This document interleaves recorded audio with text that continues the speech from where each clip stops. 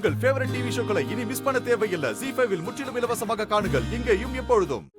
ஆண்டாள் கூட வாழ்றதுக்காக அவர்கிட்ட மன்னிப்பு கேட்கறது தப்பே இல்லை. அப்படி மன்னிப்பு கேட்டுதான் நான் வாழணும்னா அந்த மாதிரி வாழ்க்கை எனக்கு தேவையில்லைன்னு சொல்லுங்க அவங்ககிட்ட. திருப்பி திருப்பி அதுவே பேசிட்டேன். வைத்திய மாதிரி பேச வேண்டாம்னு சொல்லுங்க பாரதி. மனசுக்கு பிடிச்சவங்களை விட்டுட்டு வாழ்றது சரியான வாழ்க்கைக்கு அர்த்தமே கிடையாது. மனசுக்கு பிடிச்சனால அவங்க சொல்றது எல்லாமே பண்ணணும்னு எனக்கு அவசியம் கிடையாது. பாரதி, அவன் என்ன ஃப்ரெண்டா நினைச்சான்னா இன்னைக்கே போய் மன்னிப்பு கேட்க சொல்லுங்க. இல்லைன்னா அவன் என்ன நினைக்கிறானோ அப்படியே பண்ண சொல்லுங்க. ஆதி, என்ன பேசுறீங்க? அவர் உங்களை ஃப்ரெண்டா நினைக்க போய் தானே இங்க வந்து உட்கார்ந்துருக்காரு. அதெல்லாம் அவனுக்கு புரியாதுங்க. புரிஞ்சதுனாலதான் இப்ப பேசிட்டு இருக்கேன். ஆசைப்பட்ட வாழ்க்கை கிடைக்காம ஏதோ ஒரு வாழ்க்கை கிடைச்சு அந்த வாழ்க்கைய நாம நேசிச்சு ஏத்துக்க நினைக்கும் போது அது கிடைக்கலன்னா எவ்வளவு வலிக்கும்னு எனக்கு நல்லா தெரியும். பாரதி, நீங்க என்ன விட்டுட்டீங்க வந்ததுக்கு அப்புறம் எழுத்த வீட்டுல வந்து உக்காந்துக்கிட்டு நீங்க என்ன பாப்பீங்களா, என் கூட பேசுவீங்களான்னு நான் ஏங்கிட்டு இருந்தத அவனும் தானே பார்த்தான். அந்த கொடுமையை கூடவே இருந்து பார்த்து அவன் எவ்வளவு கஷ்டப்பட்டிருப்பான். இப்ப நம்மள மாதிரியே அந்த வலியை அவனும் அனுபவிக்கணுமா? பிடிச்ச பொண்ணு கூட வாழாத வாழ்க்கைக்கு பேரு வாழ்க்கையே இல்லை. ஆமா அழகர், உங்களுக்கு ஆண்டாளை எவ்வளவு பிடிக்கும்னு எங்களுக்கு தெரியும். ஆண்டாளுக்கு உங்களை எவ்வளவு பிடிக்குங்கிறதும் எங்களுக்கு தெரியும். நீங்க ரெண்டு பேரும் இப்படி இருக்கிறது எங்களுக்கே கஷ்டமா இருக்கு. இன்னைக்கு வர சின்ன சின்ன பிரச்சனைக்கு எல்லாமே இப்படி பிரிஞ்சிருந்தா நாளைக்கு ஒன்னா சேர்ந்து வாழணுங்கிற எண்ணமே வராம போயிடும். அழகர், எங்க ரெண்டு பேரையும் சேர்த்து வைக்கிறதுக்காக நீங்க ரெண்டு பேரும் என்னெல்லாம் பண்ணீங்க. அப்படி இருக்கும்போது இன்னைக்கு நாங்க ஒன்னா இருக்கும்போது நீங்க இப்படி இருந்தா எங்களுக்கு அது எவ்வளவு குற்ற உணர்ச்சியா இருக்கும்னு உங்களுக்கு புரியலையா? ஆண்டாள் கிட்ட இருக்கிற ஒரே பிரச்சனை அவங்க அப்பா தான். ஆனா இத இவன் அங்க போய் அவங்க கூட இருந்துதான் புரிய வைக்கணும். கூட இருந்தாதான் புரிய வைக்க முடியும். அதை விட்டுட்டு இப்படி சண்டை போட்டுக்கிட்டே இருந்தா அவங்களுக்கு என்ன புரியும்? பாரதி, அவன் எனக்கு சொன்னதுதான் இப்ப நான் அவனுக்கு சொல்றேன். எனக்கு எப்படி நீங்களோ அதே மாதிரி தான் அவனுக்கு ஆண்டாளும். அவங்கள மிஸ் பண்ணா அவன் வாழ்க்கை நல்லா இருக்காதுன்னு சொல்றதை விட அவனுக்கு வாழ்க்கையே இருக்காதுங்கிறது தான் உண்மை. அழகர், ஆண்டாளுக்காக நீங்க அவ அப்பா கிட்ட மன்னிப்பு கேட்கறது தப்பு இல்ல. என்ன பேசுறீங்க நீங்க? நான் ஒருத்த அனுபவிச்ச வலியும் வேதனையுமே போதும். இவன் அப்படி எதுவும் அனுபவிச்சிடக்கூடாது.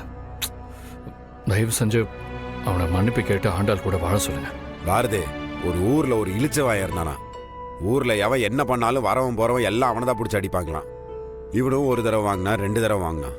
டெய்லி அந்த மாதிரி அடி வாங்கி ஒரு அளவுக்கு மேல அவனால அடி வாங்காம இருக்க முடியல. அடிக்கிறதுக்கு ஊர்க்காரனுக்கு பழகிருச்சு, அடி வாங்குறதுக்கு இந்த இழிச்சவா எனக்கு பழகிருச்சு. நல்லா இருக்குல்ல கதை? ஏன் கதை? பாரதி, இவர் எந்த அர்த்தத்துல சொல்றாருன்னு எனக்கு புரியுது. மன்னிப்பு கேட்கறதுனால நம்ம குணம் மேலதான் போகுமே தவிர கீழே போகாது. மன்னிக்கிறவனை விட மன்னிப்பு கேட்கிறவனுக்கு தான் மதிப்பு அதிகம். அதுலயும் தப்பே செய்யாம பிரச்சனை முடியறதுக்காக ஒருத்த மன்னிப்பு கேட்டான்னு வைங்க, அவன் தான் இருக்கிறதுலே நல்ல மனுஷன். என் ஃப்ரெண்டு நல்லவனே எனக்கு தெரியும்.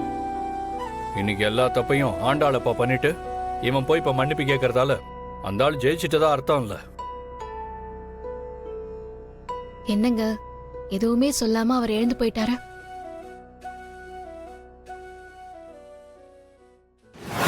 ஏடா, உனக்கு என்ன கிறுக்கா பிடிச்சு போச்சு?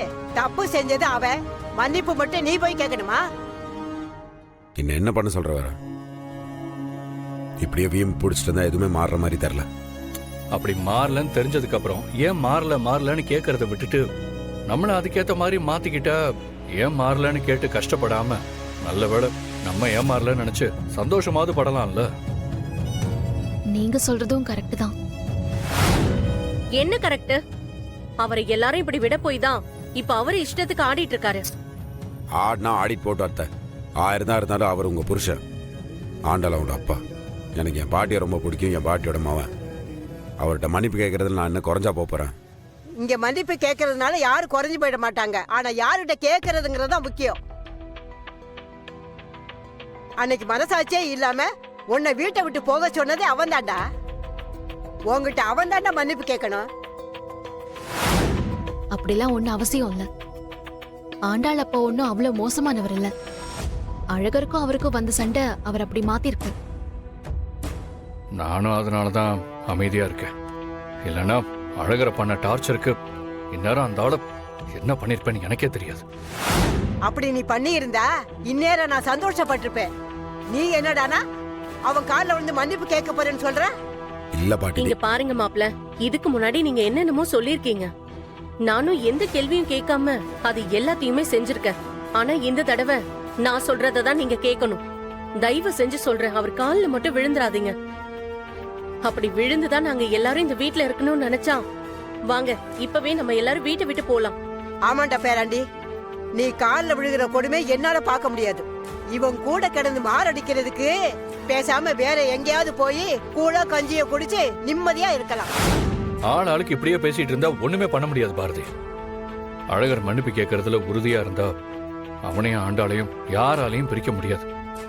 ஆனா இதெல்லாம் அவன் பண்றதே ஆண்டாளுக்காக தானே அவங்களுக்கு புரியணும்.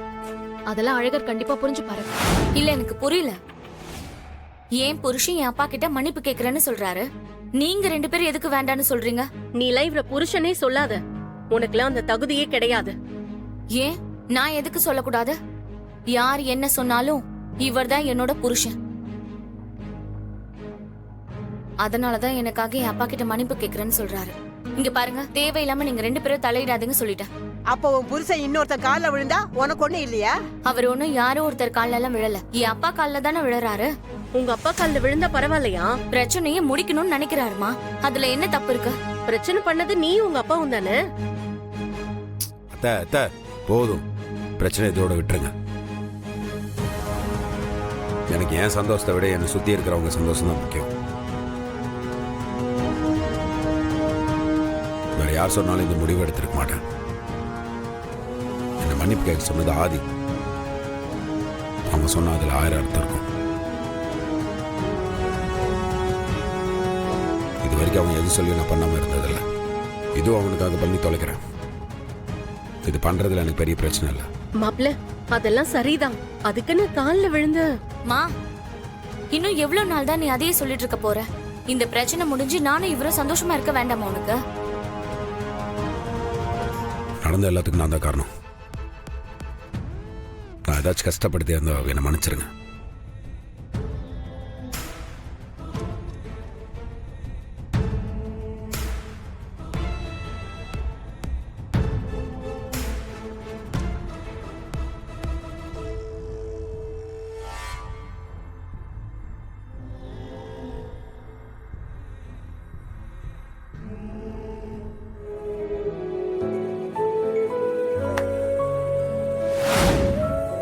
உங்ககிட்ட மன்னிப்பு மட்டும் தான் கேட்க வந்தேன். இவ கூட சேர்ந்து வாழ வரல.